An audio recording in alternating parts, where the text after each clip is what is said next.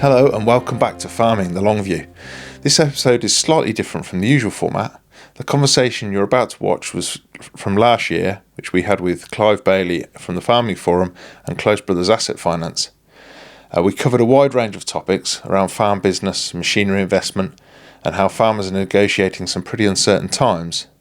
So whilst the format is a little different, the conversation is very much in line with what we've been discussing, stepping back and taking a look at the bigger picture around farming today.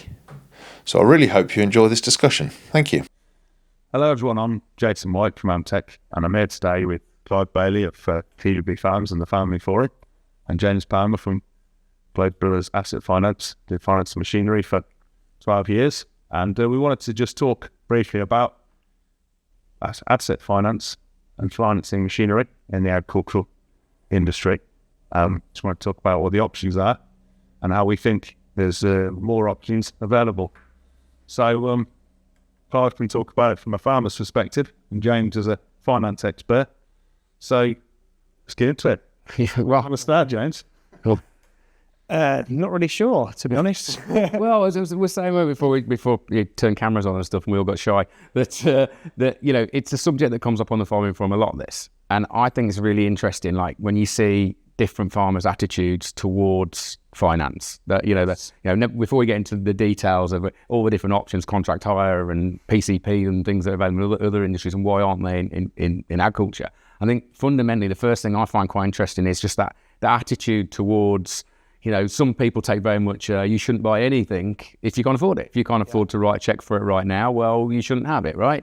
But then other people, I think, take much more of an attitude, well, it's just money, or finance is just another input to the business, just like your sprays and your fertiliser. Without it, you can't facilitate the growth that a business needs. And I think it's particularly interesting right now, so I can touch on some of this, about with obviously what's changed politically in the last 12 months, and maybe what you're seeing with the whole kind of used and the farm machinery market at the moment, Jason, with like farmer confidence, willingness to invest, whether that's, by writing a cash check or taking finance. How's that changing? And ultimately where we're going. So, I mean, that's probably a good place to start. Where's the market right now? Are farmers really, GB News leads us to believe, kind of battening down the hatches and selling the farm tomorrow, or has nothing changed and we've got jobs to do still, right? No, well, a bit of both. I mean, obviously there has been a lot of uncertainty, and I guess that's probably where this whole idea came to me about discussing this whole subject, was because obviously a lot of our customers would have seen we've been doing a lot of focus on the future of farming and what farming looks like in the future, because it's a big thing for all of us. And we've done some surveys. We did a survey last year about people's buying habits and buying machinery, and finance came up with quite a big thing in that. Obviously, as we know, prices of new machines over recent years have gone up. Yeah. And so, and then obviously with the uncertainty, a lot of people are saying, well, we've tended to buy second-hand, especially with things like weather patterns might push us into something we haven't planned.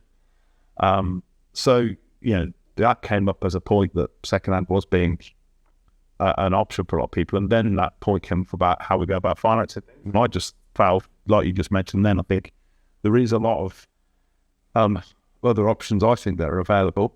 Maybe flexibility might not be quite the right word, but rather than just saying, if I'm buying it on finance, we may have to look at it, it's this much a month for 5 years. No, actually, there is ways we can make it work better with my business. And just your point there, I think, if we look at this as a machine, and instead of thinking of it as an asset on my books, it's actually something that I've got to use to grow my business and to survive and succeed. Going back to your point about what the industry looks like, yes, there has been a battening down the hatches to a degree, but a lot of people looking at this and saying, well, I've got to keep I've still got to grow things still break, I still need machines.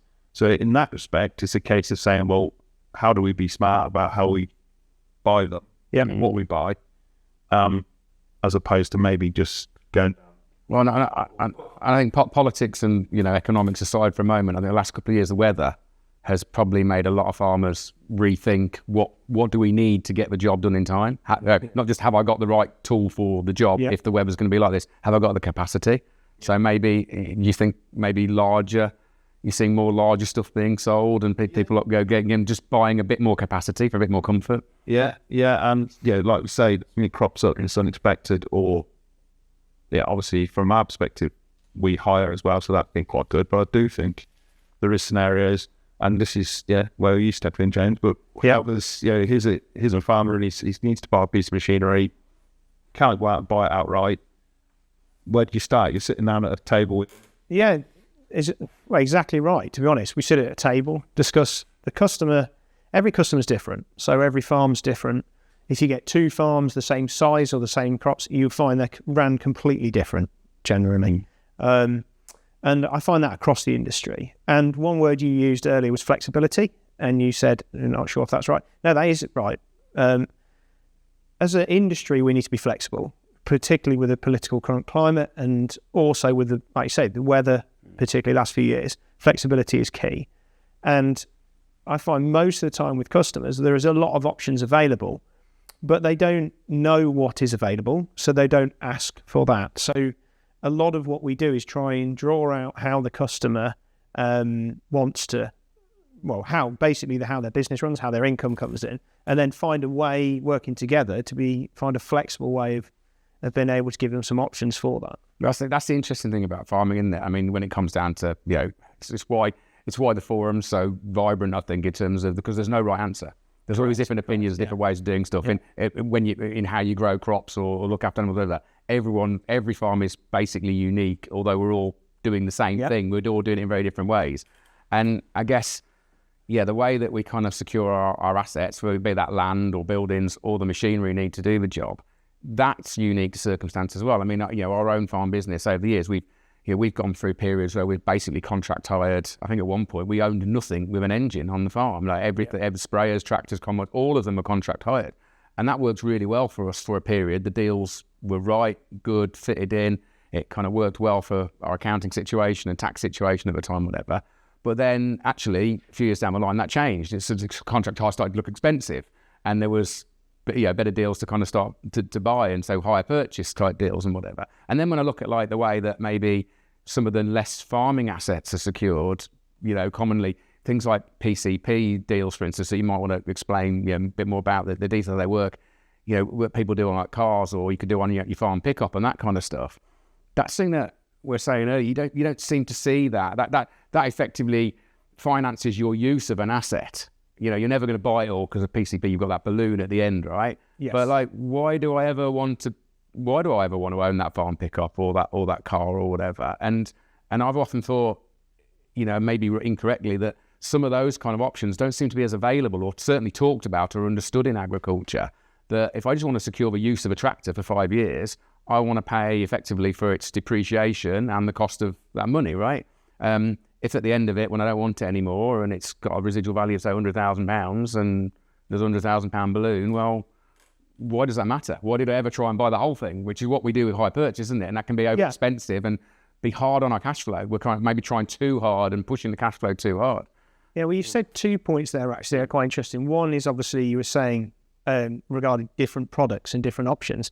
Well, some of that can be driven by the customer, and some of that, you mentioned PCP, which we don't really tend to do in agriculture. But then there is options of working with the dealer. Why is that, though? Is that because getting a good second-hand value? I mean, cars are easy. Everyone knows, they can work out a Ford Focus at 5 years old will be worth X amount. Is it because farm machinery is a bit harder to get that? Can be. Back? Yeah. It can be. I also think generally with a PCP product, it relies, obviously, a PCP product, at the end, you've got an option. You can either pay the balloon and own the vehicle, the car, let's say, I don't know, pickup truck, let's say. Or the dealer will go, okay, I'll have it back, and then you walk away. So that's fine, but with farm machinery, depending on what it is, especially cultivation equipment, things like that, is the price, it doesn't generally work out because you've got to take into account refurbishment costs. Yeah. So with a pickup truck, it's unlikely I'm going to have to replace all the tyres, all the brakes. It's been serviced throughout. So probably only service cost as opposed to correct, rather than a refurbishment cost. And then when it comes to sort of the tractor side on that, potentially, yes, you could do that. But what you tend to find is customers who do contract hire generally have fleets. They don't have to be honest, but it's normally when we do contract hire, normally, and this is driven by the customers, it's normally four to five tractors at once, and plus up to 100. But but you'll find that most of the time the contract hire, it is an option, and that's basically like a PCP. Yeah. Admittedly, you don't own it at the end, but at the end, the dealer buys it back. Well, what that gives you, what contract hire or PCP gives you, some certainty, doesn't it? Yeah, so with special tractor, because you'll find all the servicing is included, all the maintenance is included in the price. So the only thing you have to pay for is if you wrap it around a telegraph pole. Yeah. Hopefully that's insured. Exactly. Hopefully that's insured. Yeah. So, or it should be. And things like tyre wear and stuff like that. But you'll find that traditionally the customers haven't really looked at that. And that's one point, I think, because cash flow has been, obviously, admittedly, farmers not been booming at all, but cash flow, the way to look at cash flow, which is what you mentioned, hasn't been looked at in great detail. Really, I think for most farmers, cash flows and the accountant deals with that. It's not really something they look at.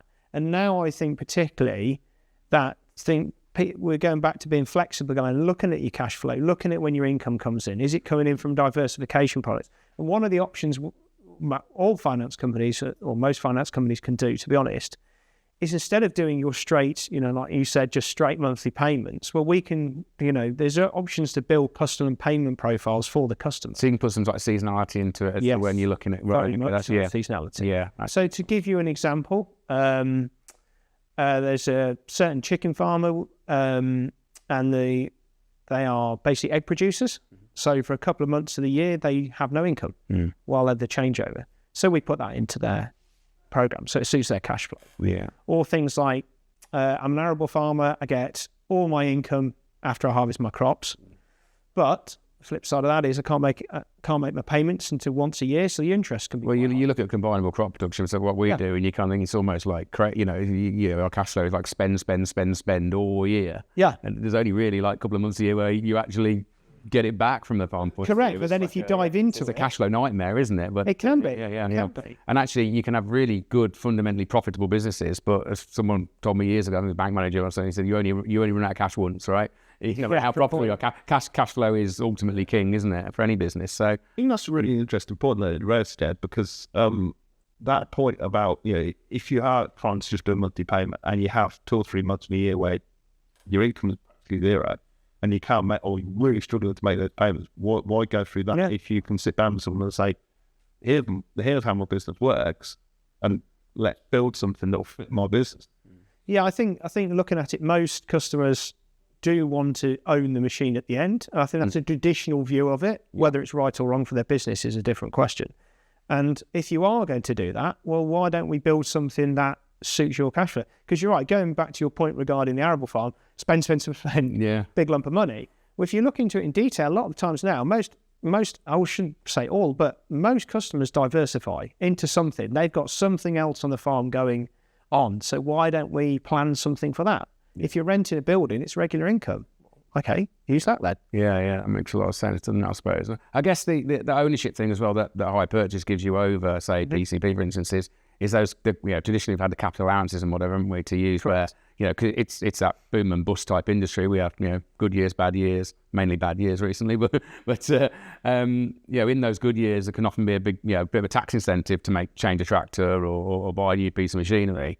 But, if you get carried away and spend all that kind of profit, then you maybe can't pay tax bill at the end of the year or whatever as well. So still, even if you maybe have the cash available at the time, finance is perhaps a more sensible option then to make sure, again, cash flow is still there to pay the tax bill in those good years. Correct. And then there's other options such as leasing. So the customer can lease let's use an example. I don't know, a drill, for instance. They could lease the drill. They don't own it at the end, but they're paying a rental throughout the term. Now that's a rental. So obviously that has implications. So it's the same as obviously renting something, really. Yeah. So like, I think when you see finance deals on new machinery from dealer tractors or whatever, often there's like subsidy. You see these deals like 0% finance or subsidised finance. Yeah. Again, I've seen farmers talk with before, and they assume, there's no free lunches. There's always a catch kind of thing. If I went to a dealer and said, look, if I pay outright for it, will I get a better price in the first place? That kind of thing. Is that myth or reality, or is the reality of that is quite simple. The subsidy is paid for by the manufacturer. Generally, the manufacturer will pay a subsidy into that. What you're asking is, if I'm a farmer and I go in and pay cash for it, can I get that subsidy in lieu? Yeah. No. Yeah, there's rules about that. There's rules. Yeah, you can't take that in lieu. You can't take that. Right. It's the same price. It has to be the same price. Yeah. Whether you take it on finance or not. So those kind of deals, that'd be the manufacturer just trying to turn, basically get some more turnover of machinery and get some sold there. Yeah. We were prepared to. If you were prepared to do it, that's fine. It doesn't have to be the manufacturer. Yeah. I guess it's just a different way of offering a discount. Yeah, effectively. You say it's buy one, get one free. Yeah. That's an interesting one. And then at the end, how flexible is it? This is something that comes up quite often. Like someone gets put something onto a 5 years, whatever, and then suddenly decide they want to change a week in the middle. Can they move that finance onto something else easily? Or? In what regard do you think? Someone can go back to your nosy drill. Someone had this drill on finance, and then after a couple of years, they said, "Do you know what? This isn't actually working for me. I want to swap it to. I want to buy a different drill." Okay. Is it easy to say, can I move that finance, or do I have to pay that off now to sell that drill and then? Yes. So most of what I can just speak for the company I work for. Most of what we do is what's called fixed rate. So it is a term. It's a set payment for 5. Let's say, well, we do anything from 1 to 7 years, but let's say 5 years for this example here. If you wanted to settle at year 3, you're halfway through the contract. You get a settlement figure. So that's the money you still owe on that. Now, depending on what you're buying next, you can roll that money onto the next. You can, because that could put somebody off. Yeah. If I put somebody gone for 5 years, then I don't like it. Then I say, right, settlement figure. Have I suddenly got to find that much capital to pay that off, to sell that machine to buy another, or can I say I want to roll that onto another machine? You can roll it onto another machine. Obviously, you still owe that money, so it'd be owed onto that. So what happens is the new deal would settle the old deal, and then that would get rolled onto what you're buying next. So following on from that, James, I mean, obviously we've been against the background in the last few years where first we saw interest rates going up and up and up and like kind of after the pandemic, but now they're coming down. And actually, topically today, the Bank of England have got a meeting today, and there might be another cut today. They're talking about it. So obviously we think goalposts moving constantly like that. I guess you can get a little bit like a rabbit in the headlights for the farmer going, well, if I wait, it'll be cheaper. It'll be cheaper because rates are coming down now, right? Yeah. And is it possible to like refinance deals? Let's say you took out, I don't know, if you'd done a thing a few years ago, you might be paying, a 6, 7, 8% type higher purchase type rates or whatever, and you could get a better deal today. Can you, in some cases, say, right, hang on, I want to refinance that machine. I don't actually want to change the machine at all. I want to kind of pay off what's owing on that combine or that tractor or whatever, and then finance it again, but maybe a better rate as things come down. Or does that fixed? Is it always fixed? Or no, it's not. Yeah. You could. It depends on how much equity you've got in the machine. To be honest, that's the main. Depends how far you are into it. Obviously, with anything you're paying interest, you're paying more interest at the front end because obviously that you haven't paid off much of the capital. Yeah. So it does depend on where you are in the contract, and it also depends how much equity you've got in there. We don't tend to find customers generally do that, to be honest. Unless there is a big difference, because it generally doesn't work out a huge difference unless the interest rates have just gone like that over 5 years. It generally doesn't tend to work out. To be fair, it's a good idea, but practically you find most of the time it doesn't. And I guess with so much movement over this last 5-year period or so, of rates first going right up and then coming down, you got a bit of a situation at the moment. You might be finding this, Jason, where people are, kind of their existing tractors on really quite cheap money, or and suddenly they're getting a finance quote for like its replacement, and it's like, wow, that's a lot more than it was. What's happened recently is that would work if the machinery prices were like this. Yeah. But what's happened is they had cheap money, but now they had expensive money. The tractors are cheap. Now the tractor price has gone like this. Yeah. Then okay, it's cheaper money, but it doesn't offset the rise in the cost. So the reality is, like I said, practically, it doesn't really work because the machinery just goes up and up in price generally. Yeah, and particularly post-pandemic, that's been crazy, hasn't it? I mean, tractor had a quote £250,000 for a tractor that like 5 or 6 years ago was 120, 130,000. It's near enough doubled in. Correct, and 1% interest change is not going to offset that. Yeah. So you look back at that actually, and you think, it's not. It's like I said, practically, it doesn't generally tend to work. I've never done it. I'll be honest. Yeah, it hasn't worked. So I think that's the main thing I'd take from this, and right back to our first conversation, I think we had at Lamrat, Des, that whole point of making it work for me. And I mean, we've always tried to do this, going back to, as Clive said, everybody farms differently, even though they're doing the same thing. They do it in a different way. So we always try and do that with that. We've got every kind of machine you can bring. Because if somebody wants to, I'm not going to judge somebody if they want to use that machine to plant it as opposed to that machine. Yes. The same way with finance, I think we need to look at it from the point of view of how's it going to work for my business or your business.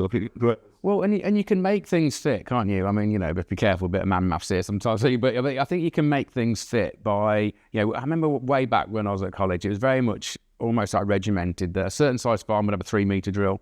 If it was over a certain acres, maybe then you needed a 4, a 6, and but with weather patterns and whatever, actually, and labour profiles, and say every farm being different, it's a case of like, actually, you could be a relatively small acreage these days, and if you're a one-man band, maybe with another job, to get the work done, you need perhaps, a far bigger machine than someone on paper would say would get your acreage done.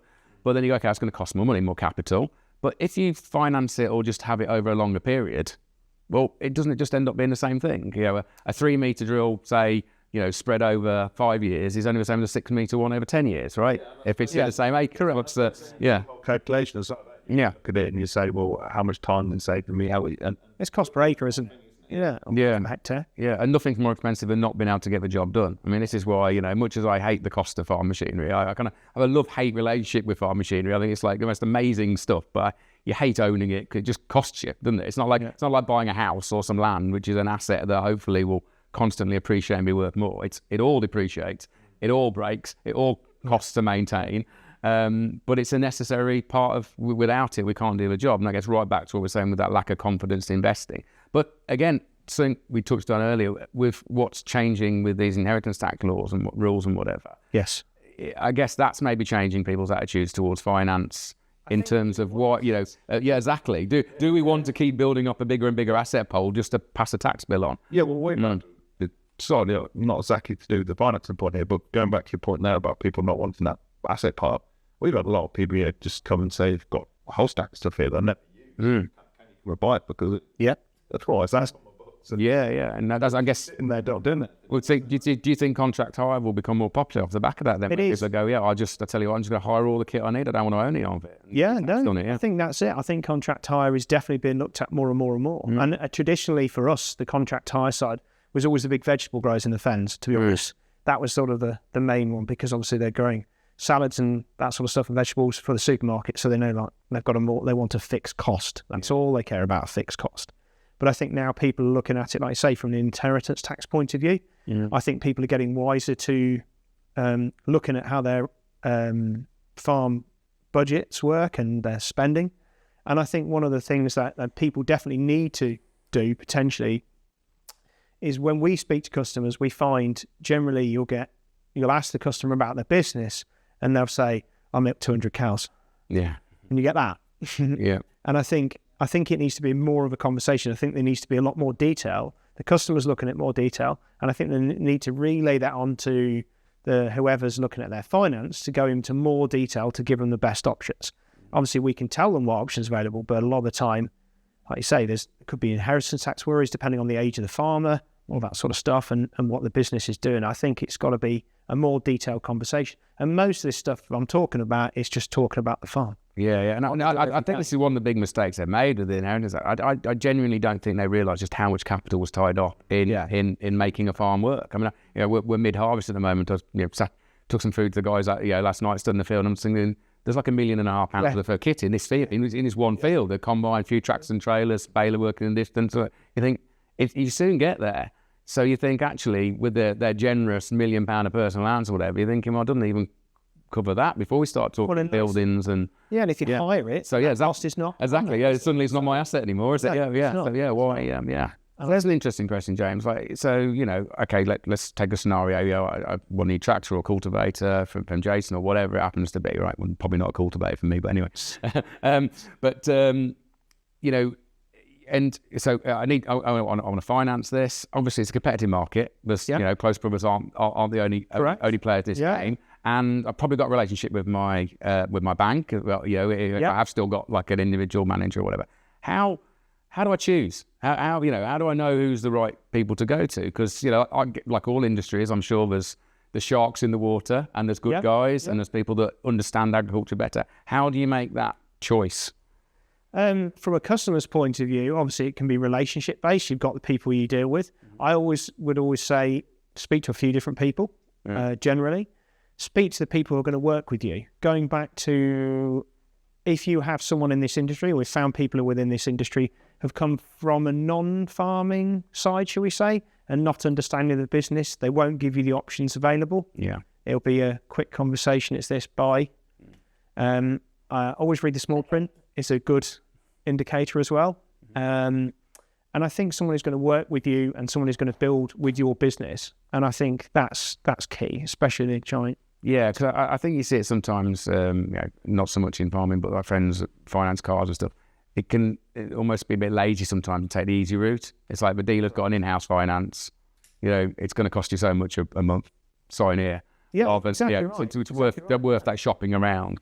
And dealing, to give you an example from our side of things, we're an agricultural team. We are all experienced in the industry. Most of us have been either farmers' sons or been in agricultural finance. So if you're speaking to people who understand your industry, I think that's key as well. It makes a massive difference. So if you're speaking to someone who finances tarmac and machines, then you're probably not going to get the options required for your business as well. And that's just important. A lot we've been talking, probably most of these conversations, the theme that's come through it is the understanding it and seeing what's going to work for me. You need to be talking to somebody who, as we've just said, knows that there's those massive fluctuations in income, knows that there's all those things that are coming on. It's not just a business where you make X sales per month. Yeah. No, and I will quite happily speak to a customer, and I have at times politely just said, "Are you sure you want to do that because of this, this, and this?" Yeah.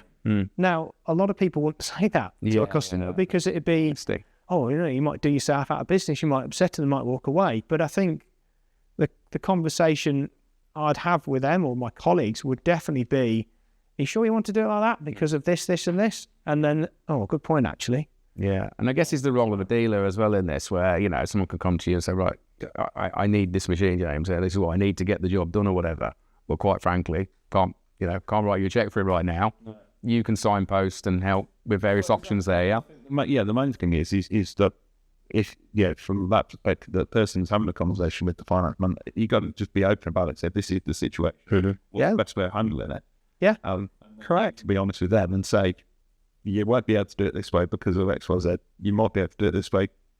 Correct. And I think it's, like you said, it's definitely a three-way conversation with the customer, dealer, and the finance person, because I just think it needs to be an open conversation. I think, obviously, the finance person has certain details they will not release to the dealer. They won't say anything to them about certain private things, 100%. But if it's the initial, we're talking about quoting and what they can do, and definitely, there's obviously there's a way of speaking to people and making sure everyone's happy with it as well. Yeah. And I think it's also, if you build a relationship as well, then obviously if the customer does decide, actually, I bought that plough, for instance, just give you an example, so now I need a power harrow. Yeah. So then the question is, okay, well, can we add that onto it as well? What's the options available there?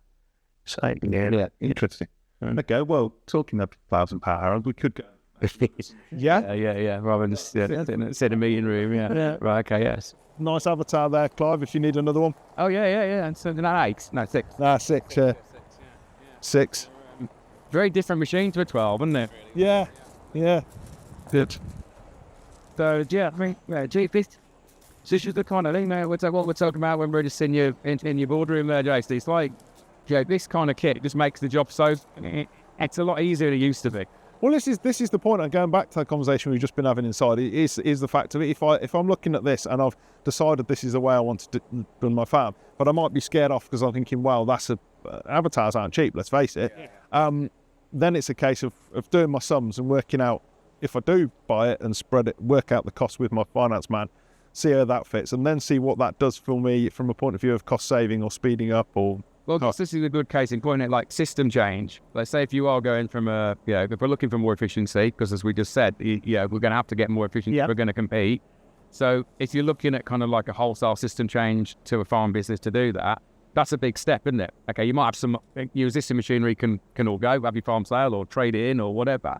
But yeah, if suddenly you see it sometimes go, no, yeah, you go die drilling, it's all very well, but if you go out and spend £100,000 on the drill, how can you afford to do that? That's not going to save you money, it's going to cost them money. That's and then you find as well, if the customer is looking at this, and let's say they can do it, that's great. But then the other option is, okay, we can't do it. The next question is, well, what can I afford? Yeah. And then we go back to the dealer and say, okay, well, I can't quite afford this one, but what else have you got? That's brilliant, and that I think is something that doesn't happen enough. But having that conversation around, instead of, and I think even from the point of view of, we know farming's a lonely job, and if you've got to make all the decisions yourself, it's a massive thing. Have those conversations and when you're talking to your finance man and say, I want to do this, but this is all I can afford. What can we do? And then go back to the dealer and say, well, what can we do within this price bracket? And correct. It needs to be, like I said, it needs to be a conversation, and a preemptive conversation is always great because you can get to the machine the customer wants, or maybe not quite the right one, but one to get them going. And then, like I say, if they're changing the system and they get a slightly smaller one, maybe a bit further down the line, they upgrade as a business saves a bit more money or makes a bit more money. And it's having that conversation early and becoming part of an actual advisory role rather than just a end of sale role, shall we say. I think that's what needs to change. I think it's what always fascinates me whenever I come here as well, because I think Amtech's quite unique in that this is a great place where you can kind of see pretty much all the options. You go to any, dealer that's tied to a certain manufacturer, they might have a load of avatars and shiny gorse kits in there, but I reckon you've got probably just about every brand, every size, and every age. And like I said earlier, it goes from maybe a plough-based system right through to the avatar, because as I said, inside who am I to judge how somebody wants to run their farm? So I was going to make that kind of like that kind of step, almost kind of stereotype, saying, well, the bigger drill for the bigger farm, the smaller drill for the smaller farm. Doesn't work. We're saying earlier, it doesn't work like that now because of the way that even that smaller farm might want some bigger kit because he's got another job off farm. And he's doing everything himself. I don't think there's such a thing anymore. It's like the right size machine is for your circumstance, not necessarily for your acreage. Yeah, exactly. And I think, like I say, situations are changing so quickly. I think it's just been one step ahead of the games. Yeah, there's a guy on the forum who, amazingly, he runs a Claydon system. I think he's balanced like 1,500 odd acres on his own, and he's got a jobs.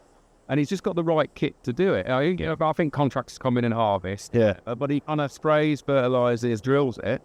And then you think with the right equipment, that's perfectly possible. But I've seen other people go, you need 4 or 5 people. Or, Well, that has one of the massive things that's changed in farming, isn't it?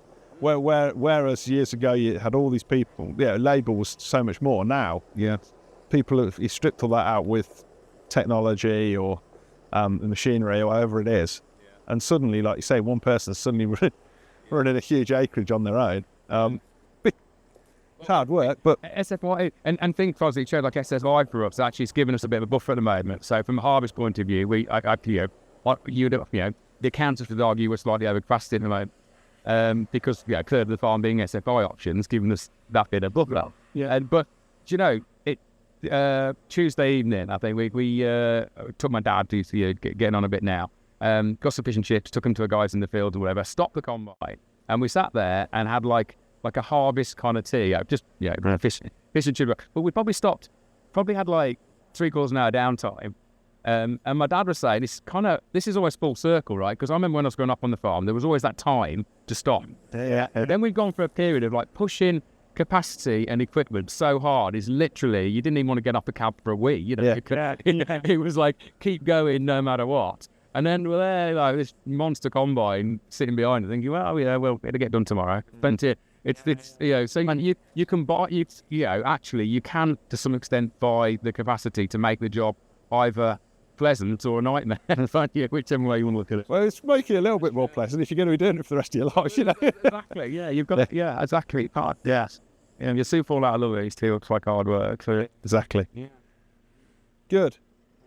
Yeah, so no, like you say, Clive, there's every kind of machine, some which probably be too small to put asset finance on, but then again, if you need several bits of kit, like James was saying earlier, you might want plough and a power harrow and something else. And It's an age limit game. It depends on the piece of equipment. Yeah. Fair. There is an age limit on stuff, but it does depend on the piece of equipment. Right. And there's a big long list, but most stuff, to be fair, 15 years old, you'll be fine with. All right. Yeah. I got in my head that if something was over 7 years or something. Yeah. No, not at all. Not at all. I mean, we can go longer than that. Some pieces of equipment are a lot longer than that. It just depends on the equipment, what it is, and we have a list of equipment and what it is. But no, you can, and we say value as well. Well, to be honest, we tend to do anything over 25,000, which nowadays isn't a lot. no, So no. it's you can. And be surprised what you can do. You don't. And going back to your lease point, if somebody wanted to just not to own a bit of kit, but just do a trying to think of the right term now, hire purchase, not a hire purchase, a lease, contract lease, whatever. If we effectively gave you an underwrite value of when it was coming back, you could then work that out for somebody. So are you talking like it? Say, for example, this machine here, if somebody said they didn't want to buy it, but they wanted to lease it for 3 years or whatever, as long as you had a value from us of what we were to buy it back at, or how would you work that out, or could you not work that out? On a contract hire basis, it can be maintained or unmaintained. So at the end, we'd put a residual value on it.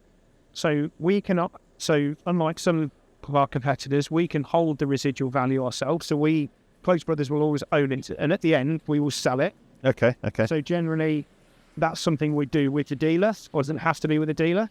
And the residual value, we would put a figure on it, and that would be a trade value, and we'd work with the dealer as well on that as well to come to an agreement on that at the end. So Okay, so there is options to do that as well. options. Yeah. And generally, like I said, it involves the three of us, the customer, dealer, and ourselves, and what we can do. So we can hold the residual value, or if you wanted, you could hold the residual value as a dealer. Okay. So what that means, at the end, you agree to buy it back for a set figure, Okay. and the customer will pay a higher charge throughout the term. Guess that's tricky from a dealer's point of view, though. Not just engaging where's the market going to be, say, 3 years from now. But when we're talking about stuff like a drill, the different thing is coming back like, freshly remetaled and ready to work. Yeah, I guess you would. Absolutely worn out. It's quite a lot. I guess you can work that in though, surely. 100%. Yeah. So you can put in a maintenance clauses, and you can put in a return conditions as well. So, for instance, everything needs to be within a certain condition when it comes back. Mhm. You can put because with a customer, the customer's genuinely going to look after it as if they're own. There's not a problem, No. to be fair. And you can put clauses in within that as well. And you can do asset inspections throughout the term as well, to make sure that it's being looked after. That's not necessarily a problem. And to be honest, it's very rare that I have had, can't speak for my colleagues, but it's very rare I've had a contract hire where the machine has been, not looked after. Because the reality of it is, they're doing it because they need it to do a job. If it's not going to do a job because they're not looked after it, then what's the point of having it in the first place? Yeah. Yeah. I've contracted my cars in the past, to be honest, and my own attitude, or before they've gone back, with it's just like an alloy wheel that needs that's been curved. I've kind of had a more great thing done before it goes back, because with the car contract tires, they'll only charge you. Whatever the repair's going to be. You're better to sort it yourself. So Yeah. I think every time I've sent a contract tire car back, it's gone back shot to retail. But it valeted and wheels done. It's like, right, there you go. You can't say, you. No, but I think the only reason I asked about that, whether it's possible on a piece of machinery like this, just say, for example, somebody wanted to get into the industry and couldn't afford to start going buying stuff, or wanted to do some contracting and didn't have the kit or whatever. If there's options where you can look at it and actually get yourself, without having to invest, I know it's still that money's going out the whole time, but without having to actually invest in an asset, you can actually have the piece of kit you need to go and do a job for someone. I mean, obviously short term, we can hire it to them, but if somebody wants it on a long term basis, there is that option as well. We pay for the use of it, then, aren't you? You are Exactly. I'm going to buy it, yeah. And I know it might be a bad example on a machine that you don't use all year, but on a machine that you use more often, it is possible, isn't it? Yeah, and you'd agree on an hour usage or acreage usage or hectare usage. You'd agree everything before, so it is quite open. It's very open on what it's going to do for how long and that sort of stuff. So it's all like I said. It's going back to that negotiation with the customer. What are you actually going to do? The other thing that we've not mentioned that I believe is the case is it's something's financed. Does it, as a consumer, give you a bit of protection as well? The reason I bring this up, there was a thread on the forum literally last week about a guy he wasn't naming manufacturers or machines or dealers or anybody involved with, but he'd clearly got a problem with two identical machines. One was 12 months old and the other one was 3 months old. He had the same problem with both of these machines. And the advice he was being given by a lot of people on there was saying, well, if the finance, you should speak to the finance company, because technically the finance company still owns it. Correct. And that would give you a barrier between you and to try and negotiate a solution from the manufacturer, perhaps. Correct. I would definitely, the first thing I would say is there has been a case in the past where I've seen a customer stop their payments to the finance company. Never do that. Right. Okay, straight away, because obviously that would impact you on a credit record in the future. Yeah. The first thing I do is definitely speak to the finance company, and then what generally happens is a finance company will speak to the manufacturer and go, okay, what are you doing? Mm. You know, are you looking into this? Has this been done? So you have another person or organisation helping you resolve this issue. Yeah. I haven't had this recently. I have had it in the past, with the other manufacturers, particularly tractors. You know, something they're struggling to get to the bottom of. And what you generally tend to find, if there's like you said, the finance company is involved and are well aware of what's going on, we will ask questions, yes. Yeah. Yeah, like you say, stopping the payments doesn't really help because it's not actually the finance company's problem in that respect. This is the problem. We technically need, you know, I've had it before. Oh, just stop my finance payments. Please don't do that.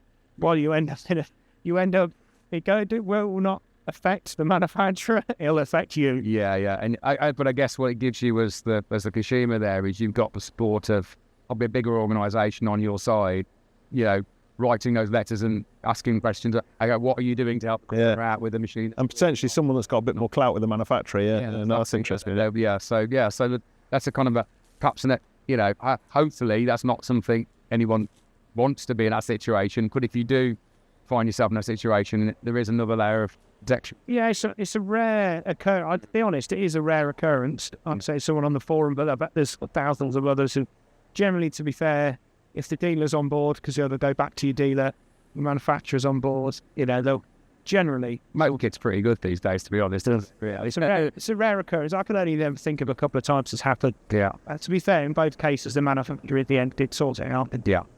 I think a lot of the time it's when somebody's under pressure as well. Especially this time of year. It's good. It's going to take this long to sort. No, I haven't got time. Also, user error sometimes. Well, it does happen. Not always the machine. Does happen. No, good. It's been an interesting chat. Yeah, definitely. Yeah. Hopefully that was useful. Jason, I found it really interesting. And Very. James, thanks a lot. Yeah, really nice to meet you. And you? Yep.